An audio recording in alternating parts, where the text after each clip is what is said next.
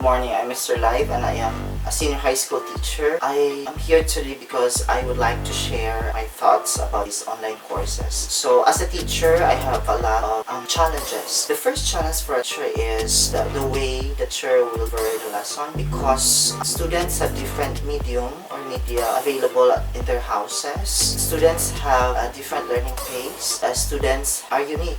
They are different. Their homes, the way they think, and as well as the accessibility. So as a teacher, we need to cater all of this because we still believe that students should not be left behind. As you can see in our constitution, we always learn that students will learn not only in quality but also accessibility, the accessibility of learning. When we talk about accessibility, it's the way the student will be able to learn and receive the information at their own convenience. So that means at this moment, one of the problems that the teacher will encounter. The second is about the completion rate of the student, because elearningindustry.com, the students who took online courses, especially in the MOOC or massive open online courses, less than 10% of the students complete the courses. Specifically for some, there is 3% of the students completed online courses. That means there is a very low completion rate for the students to comply the task online. So that's a big challenge for the teacher. The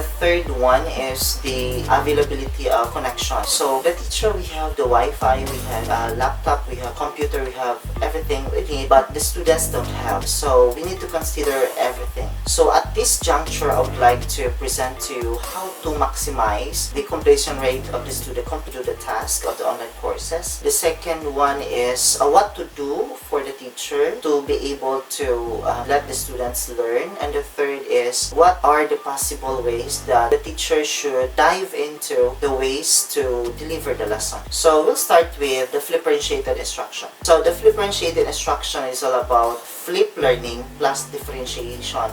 That means students learn at different ways using flip learning or online courses, so blended learning, yes, of course. The first method that the teacher should do is, or the institution should do, or the school should do, is to classify the students. Classify the students' availability of the access of information.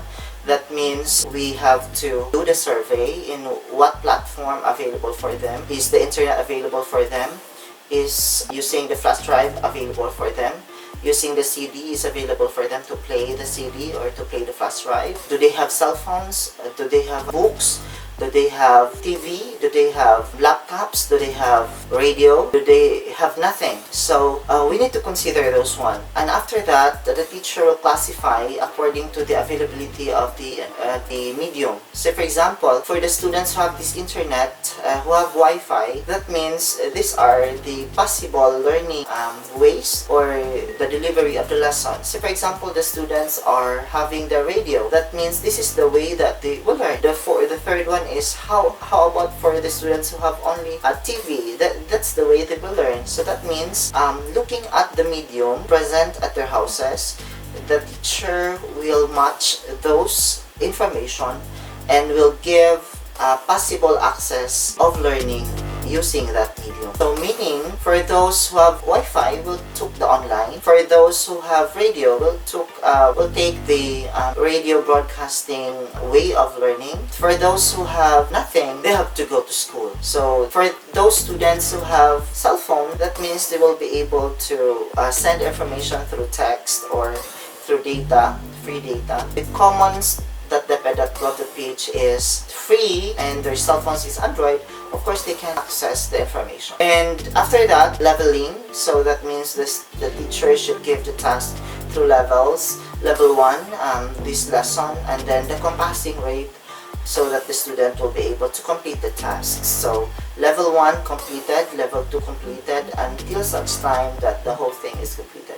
In my courses, I took the FutureLearn.com online course from Queensland University of Technology, and it talks about levels. You have to complete the level 1, level 2, and then after that, you will complete the course. That means a series of tasks to be completed. You cannot complete level 1, you cannot proceed to level 2.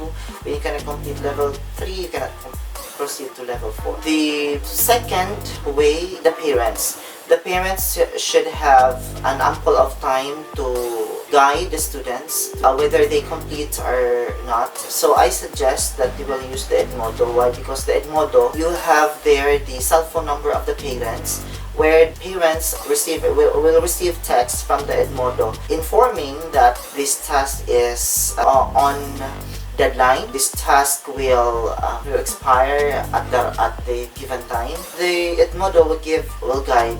For the teacher also, it's very hard for us to do the online, although we'll do the video editing, we'll do the video presentation, but it's very hard for us to let the students complete this task because they have a lot of reasons also. We have to take note of the ways how to improve the online courses. So the first one is let the students know that online courses need self-discipline. So the students should give time to complete the task. That means they are on the track.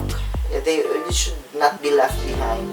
When that is live on Facebook, when that can be reposted, think that video should be played on the Facebook. So a Facebook is a good way also for the teacher to be as a medium for instruction. We'll set also time for them to explain. So for example, the lesson is all about mathematics, therefore this time is for mathematics, this time is for English. So teachers should also be on time. I would like to suggest that the school should have a survey of media available at home, because this is a pandemic and we have to be safe.